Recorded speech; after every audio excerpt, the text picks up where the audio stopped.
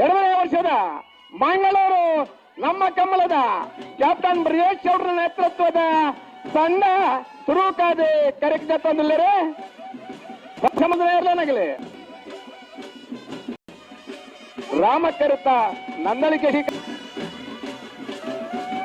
ಕಮಲ ಕ್ಷೇತ್ರದ ಸಾಧನ ಮಲ್ತರಂಚಿನ ರಡಿಜನ ಮಹಾನ್ ವ್ಯಕ್ತಿಲವು ಕರುತ್ತ